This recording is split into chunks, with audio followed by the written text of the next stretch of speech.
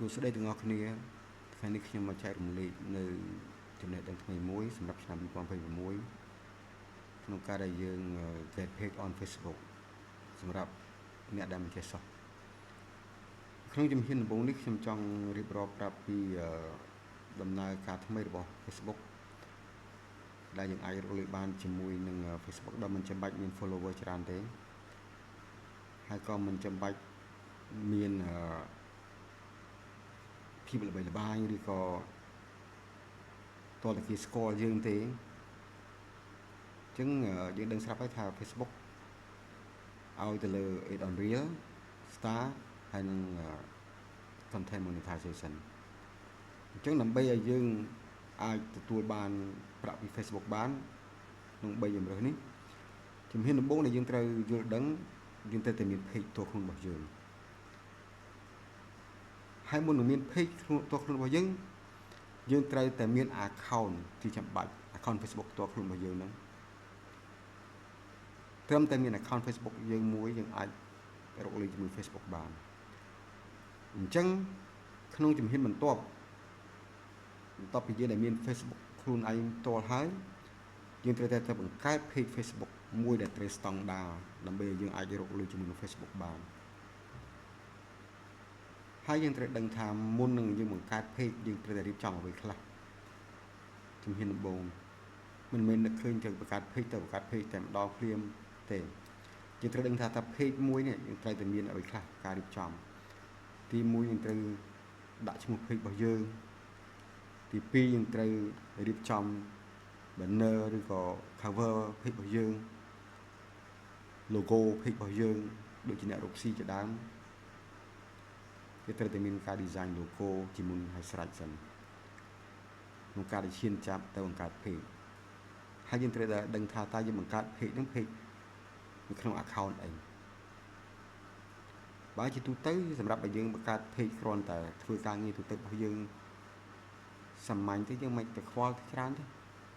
យើងមិនបាច់ចាំតែមាន logo ណាស្អាតបាតហើយក៏មិនបាច់ចាំតែមាន brand name អីទេយើងចេះតែបង្កើតទៅកើតឲ្យខូចទៅផុសទៅតែវាអត់មានគោលការណ៍ច្បាស់លាស់តែបើយើងចង់បង្កើតឲ្យវាមានភាពច្បាស់លាស់តាមស្តង់ដាររបស់គេយើងត្រូវតែរៀបចំឲ្យបានស្អាតបាតត្រឹមត្រូវមិននឹកឃើញចិត្តតែបង្កើតហើយនឹកឃើញចិត្តតែផុសវីដេអូចោលទេយើងអាចធ្វើបានអញ្ចឹងតែបើយើងចង់រកលុយបានត្រឹមត្រូវតាមគោលការណ៍របស់ Facebook ដែលគេកំណត់ឲ្យយើងនោះគេមានលក្ខខណ្ឌរបស់គេដូចគេកំណត់ថាជំហានដំបូងនៅពេលដែលយើងបង្កើត page ស្តង់ដារហើយអញ្ចឹងយើងត្រូវផុសវីដេអូចំនួនប្រហែលថ្ងៃបាន Facebook គេចាប់ដើមឆែកមើលតែមាន restriction អត់មាន flag អត់រយៈពេល30ថ្ងៃ Facebook នឹងឆែកមើលហើយបើសិនជា page យើងត្រូវគោលការណ៍ល្អវីដេអូយើងដាក់មកមាន nick មាន hook ក៏មានផ្ទុះអាចវីដេអូនោះជួនកាល4-5វីដេអូក៏10វីដេអូ follower យើងអាចច្រើនតាមរយៈវីដេអូយើងបានផលិតហ្នឹងហើយបើ Facebook ចាប់ system ដែលគេបង្កើតថ្មីនេះវាអូតូមកចាប់ hook ទៅលើហើយ Facebook វីដេអូដែលយើងបង្កើតឡើងហ្នឹងល្អជួនកាលយើងអាចទទួលបាន content monetization ក៏បានដែរអញ្ចឹងវាអត់ទៀងទាត់ទេវាមិនចាំបាច់ថាតម្រូវឲ្យតែមាន follower ច្រើនបាន Facebook invite ទេអ្នកខ្លះ follow ច្រើន K ប៉ុន្តែនៅតែអត់មានការ invite វីដេអូខ្លះផ្ទុះ 4-5M ក៏នៅតែអត់ invite ជាចំណុចខ្លះដែលយើងត្រូវតែកត់សម្គាល់ឲ្យដឹងតែហេតុអីបានជា Facebook មិន invite ដោយសារពេលដែលគាត់បង្កើត page ដំបូងហ្នឹងភាគច្រើនគឺគាត់រំលងចោលតែម្ដងដែលគាត់មិនបានខ្វល់ថាចំណុចណាត្រូវបំពេញឲ្យបានបែបបត់ឲ្យបានគ្រប់សពគឺគាត់រំលងចោលឈានទៅដល់ page តែម្ដងអញ្ចឹងសុខភាព page នៅពេលដែលយើងចាប់ផ្ដើមបំពេញបែបបត់ត្រឹមត្រូវហើយអញ្ចឹង page តែតែមានសុខភាពអូខេអ្នកខ្លះមាន good អ្នកខ្លះមាន excellent អញ្ចឹងសួរថាហេតុអីបានជាខុសគ្នា page ដូចគ្នាបង្កើតដូចគ្នាតែមាន page ខ្លះគេមាន excellent អ្នកខ្លះ good ចា៎នេះជំហានដែលយើងត្រូវយល់ដឹងពីវាអញ្ចឹងដើម្បីបង្កើត page សំណងបងប្អូនចូលទៅមើល